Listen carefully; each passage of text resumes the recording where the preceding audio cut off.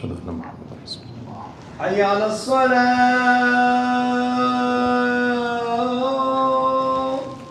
لا حول. حي على الصلاة.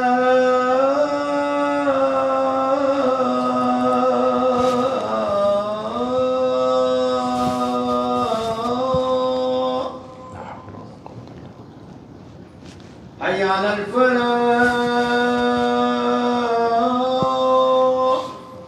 لا حول ولا قوة. حي على الفلاح.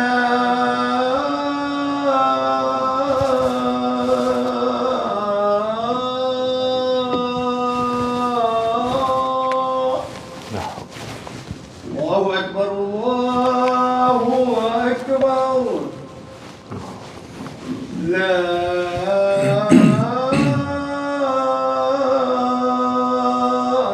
إله إلا الله.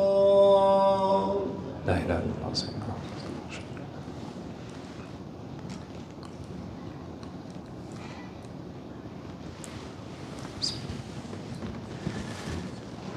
إن الحمد لله نحمده ونستعينه ونستهديه ونستغفره ونعوذ بالله من شرور أنفسنا ومن سيئات أعمالنا.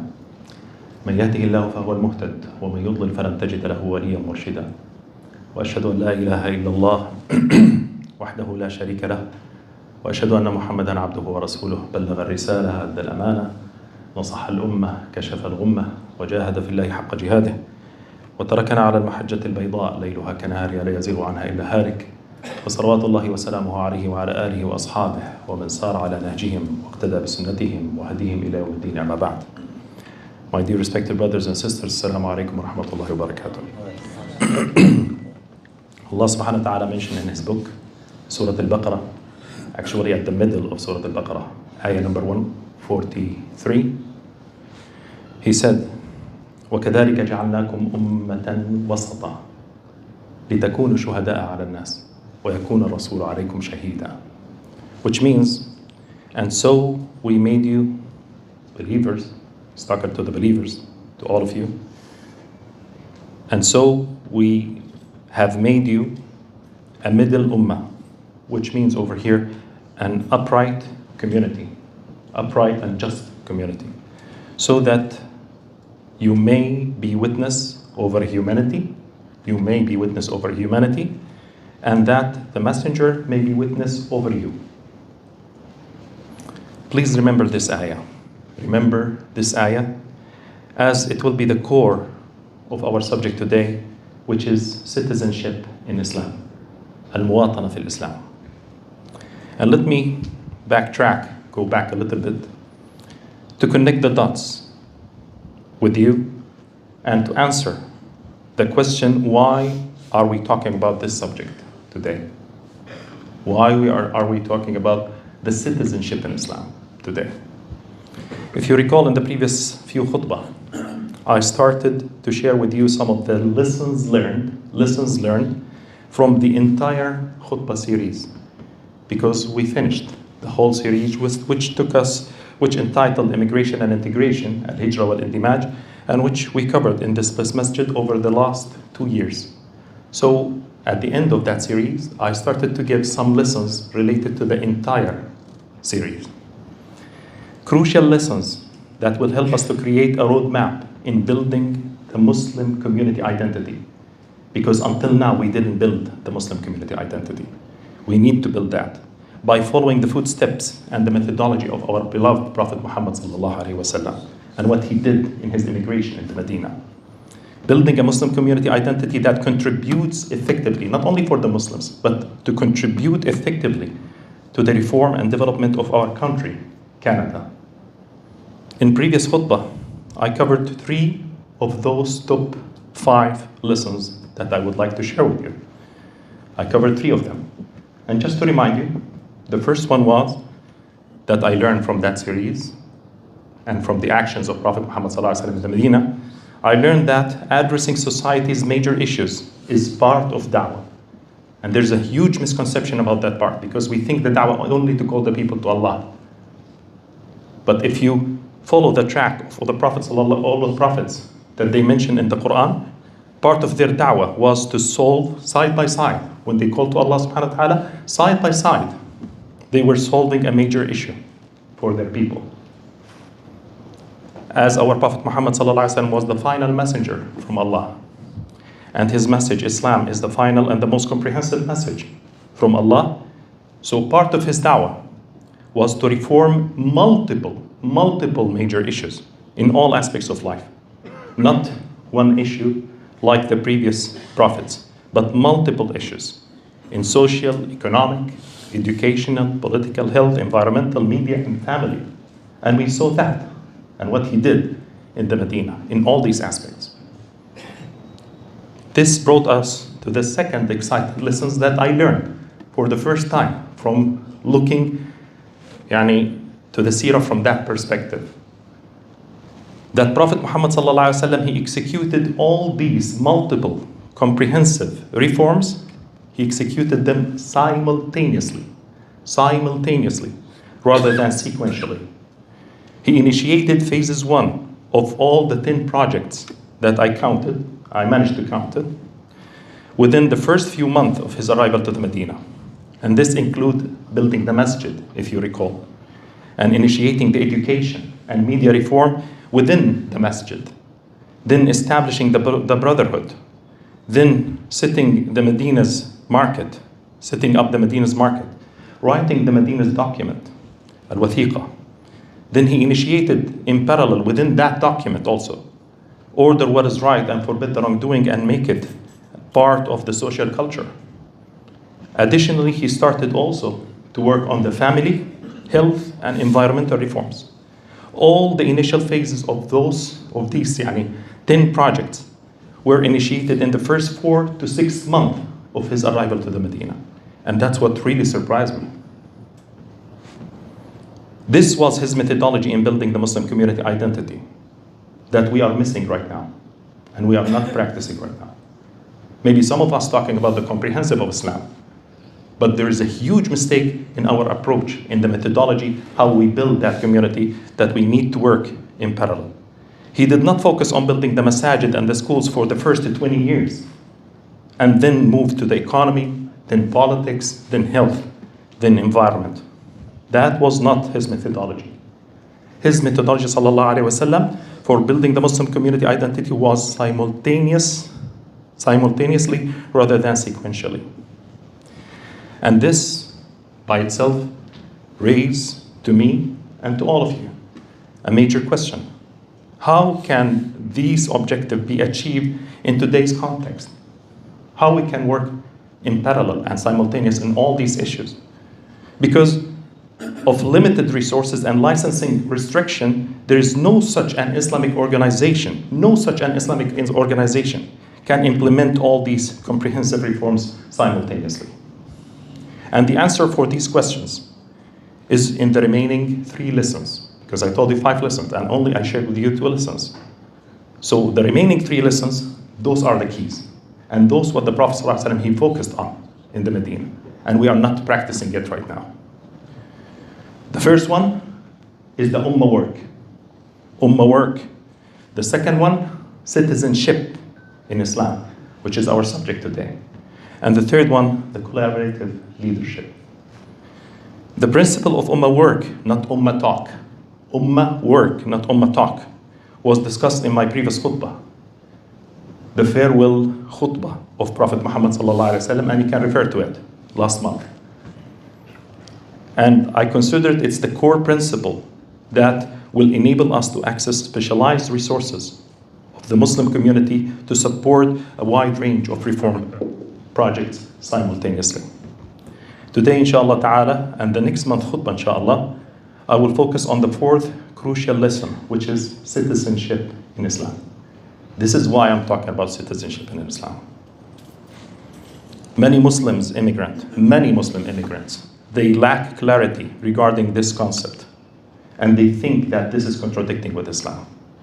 And this is why they don't perform it in a proper way, which I considered one of the main reasons for the weak integration and interaction of the Muslim community with the Canadian society, whether in da'wah, in reform, and contribution in political, economic, media, social, education, and environmental aspects.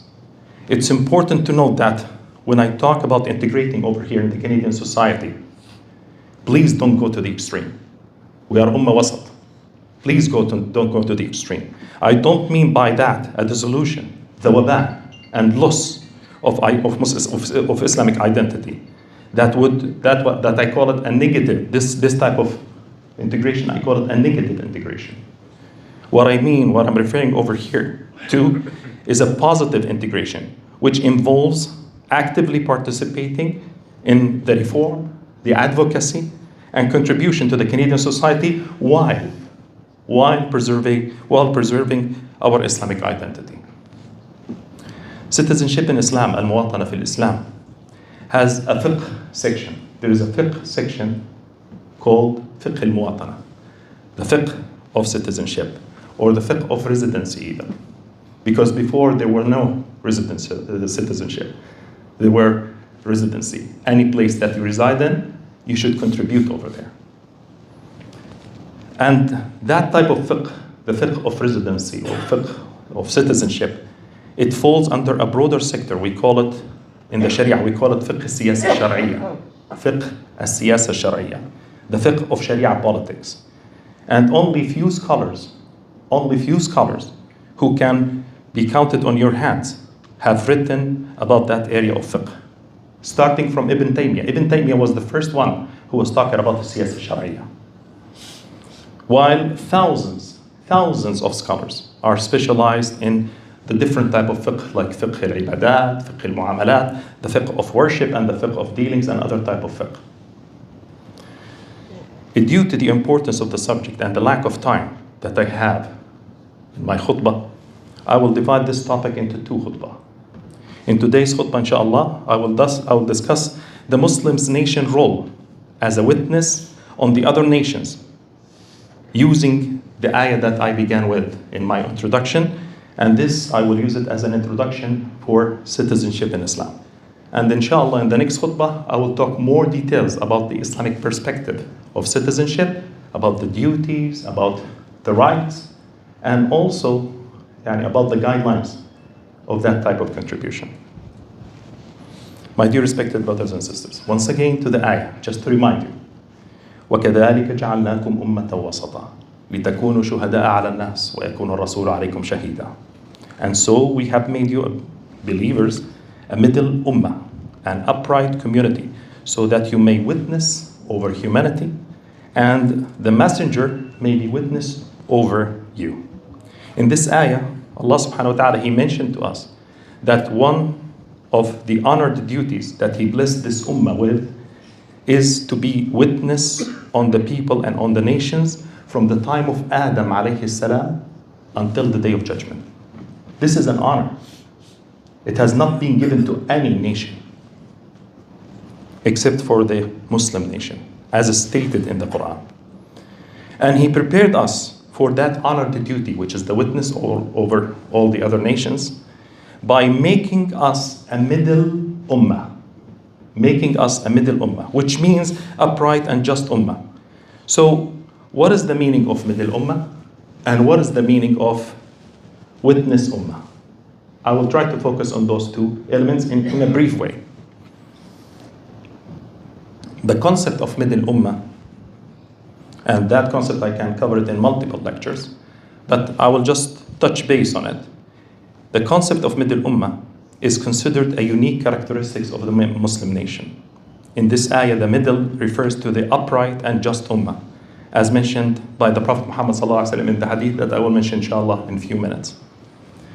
This is an important characteristic even in any witness in Islam.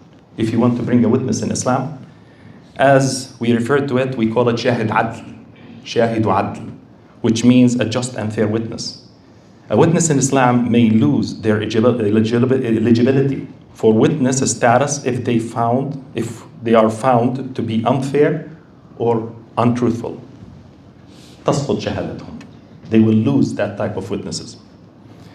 The Greek philosopher Aristotle stated that middle, he was defining middle as a moral criterion يعني يعتبر الوسطية معيار خلقي, moral criterion, by which the virtues الفضائل are distinguished from the vices الرذائل. He provides examples.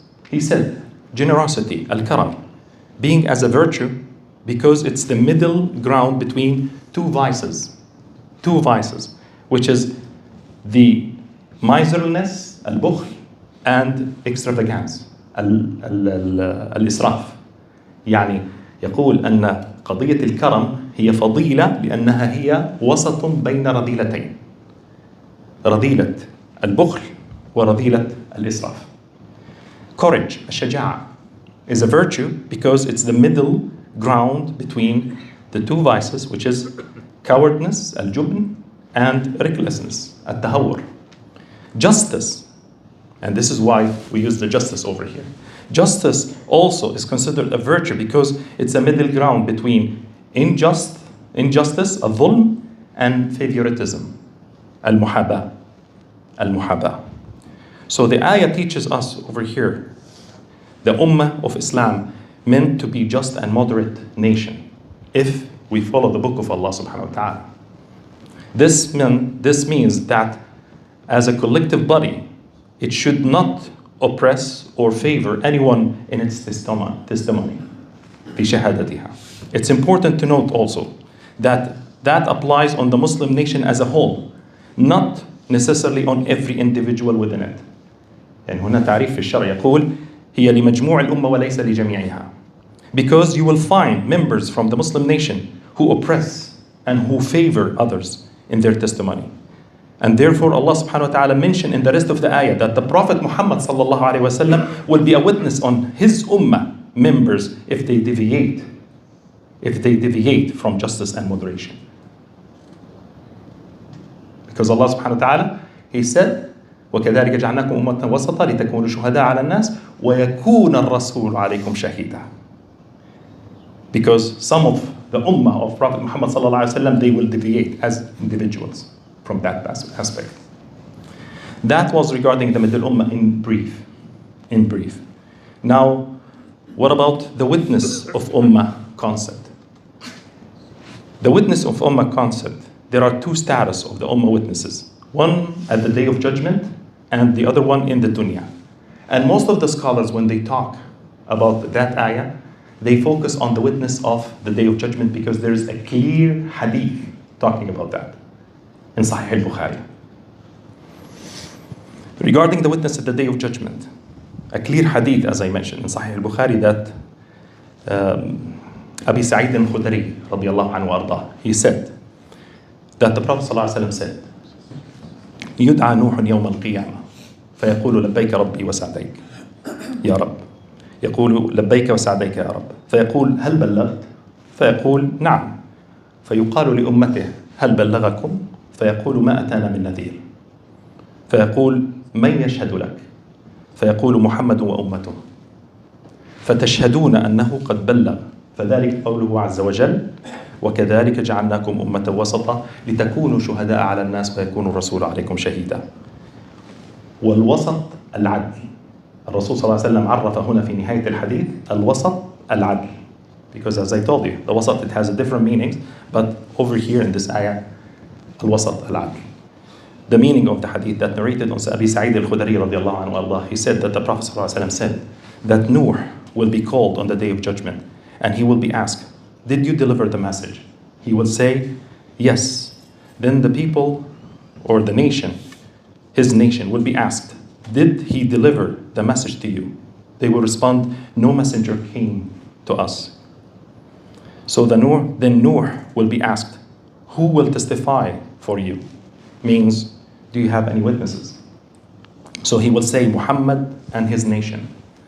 Then the Prophet ﷺ, then he said, then you will testify as a nation that he delivered the message.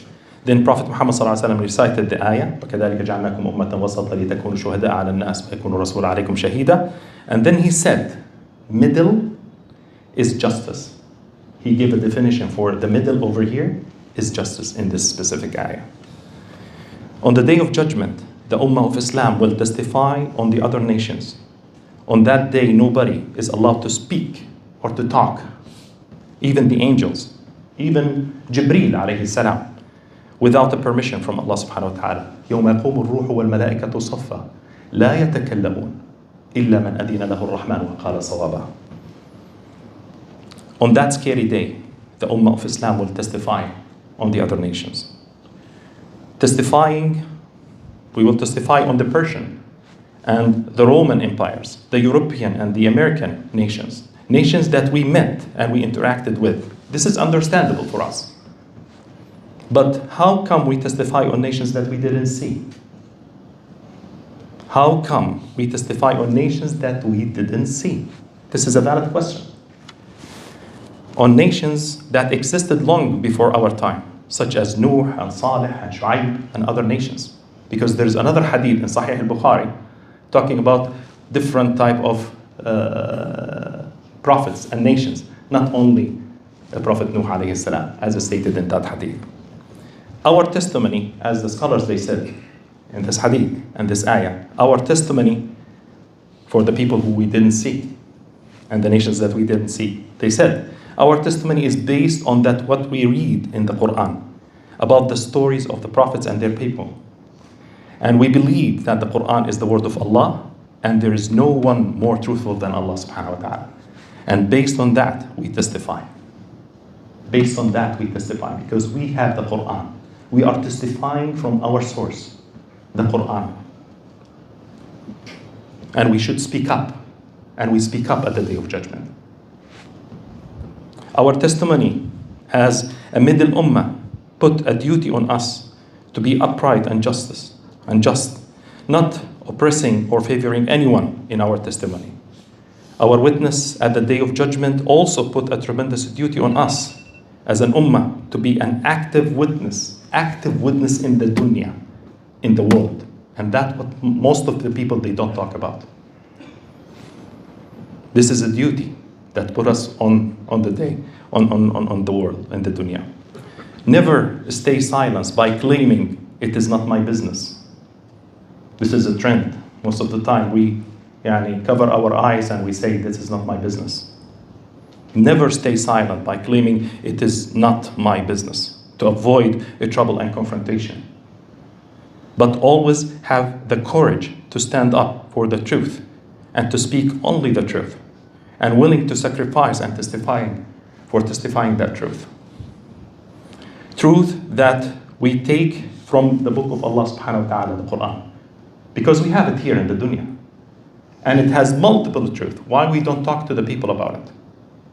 Why we don't testify the way that we're going to testify at the Day of Judgment when we see something wrong?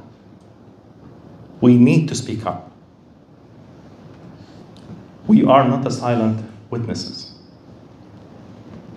Our testimony of the truth in the dunya, in the world, is by making da'wah and conveying the message of Allah, the Quran, to the people who doesn't know anything about it, in a clear, wise, and precise way. And to feel the responsibility in delivering that message the way that the companion of Rabi'i ibn Amir, he felt. And he said to the Roman leader, Rustam, when he said and asked him, who are you? He said, نحن قوم ابتعثنا الله لنخرج العباد من عبادة العباد إلى عبادة رب العباد. That we are a people that Allah sent us. He feel that healing, that Allah sent him. Not only the messenger, He sent each one of you. Because you have that truth. We are the people that Allah sent us to free the people from the worship. To free the people from worshiping other people to worshiping the Lord of the people. We should feel the same sense of honor and responsibility of Rabi'i ibn Amir when we deliver that message to the people that we are dealing with them in a daily basis. And failing to do that is suppressing that testimony. هو كتم للشهادة. هو كتم للشهادة. Our testimony of the truth in the dunya, in the world, is to stand up in the face of oppressor and to fight occupation and to fight corruption in all its forms and scales. In all its forms and scales. Our testimony of truth in the dunya is to present people, with a balanced Islamic conduct and lead by example. This means being a good representative of Islam, an ambassador of Islam in all of our actions. To show the positive impact of Islam on our psychological stability and mental health in facing life challenges. People across the world, they notice that testimony. They notice the testimony of our brothers and sisters in Gaza who sacrificed their lives for that testimony. And they managed to see it across thousands of miles, across the oceans, which led many of them to read the Quran and to embrace Islam. We need to do that and to show that to our neighbors and colleagues and our friends from a zero distance. We should do that from a zero distance. Our testimony of the truth in the dunya, in the world, includes demonstrating example of positive impact of Islam on our family stability. What kind of message we are delivering for the people when we don't have a stability in our family? They will see Islam is not presenting solutions. When you practice Islam in your family and make your family stable, you are making a da'wah even for the non-Muslims to see the impact of Islam in your life, leading by example. It's not an internal issue only for you and your wife and your kids. The world is watching.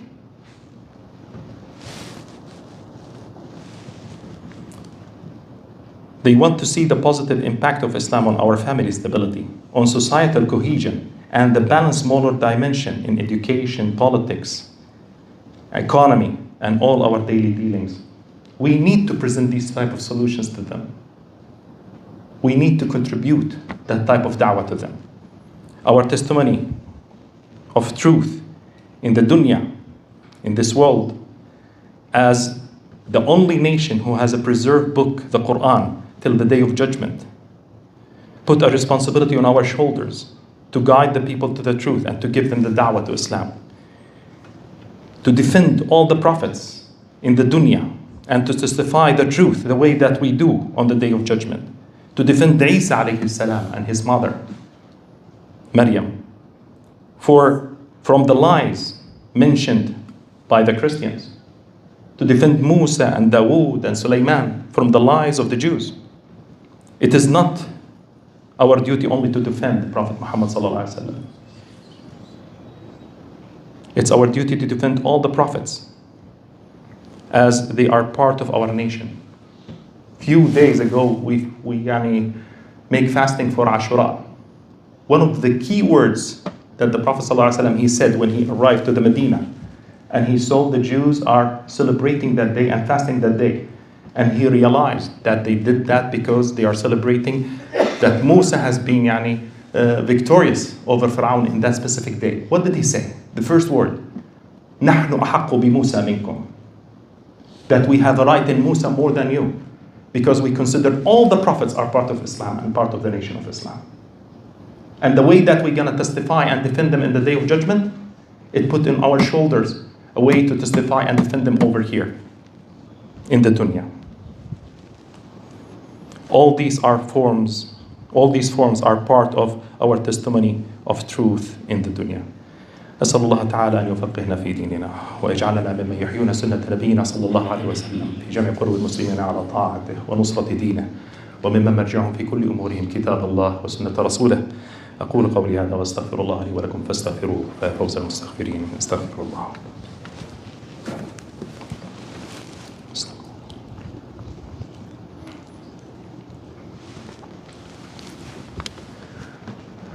الحمد لله والصلاة والسلام على رسول الله وعلى آله وصحبه ومن والاه ومن سار على نهجه واهتدى بسنته وهديه إلى يوم الدين. أما بعد, my dear respected brothers and sisters, whatever I mentioned about the testimony and about being a middle ummah, it puts a lot of work on our shoulder, and we shouldn't be silent anymore. And you should do that type of contribution in any place that you go to, even if you go to a place as a transit for 2-3 hours with all the peoples that you are interacting with. You shouldn't be only a citizen to do that. Even if you are resident over here coming for study or within your capacity, within the limitation that you have, within the type of agreement that you have with the country. You need to utilize that area to do the da'wah to Allah subhanahu wa ta'ala and to be an active witness of Islam on earth. Next month, inshallah, as I promised, we will go more in details about citizenship in Islam from Islamic perspective, and we'll talk about our rights and duties and the areas of contribution to the Canadian society.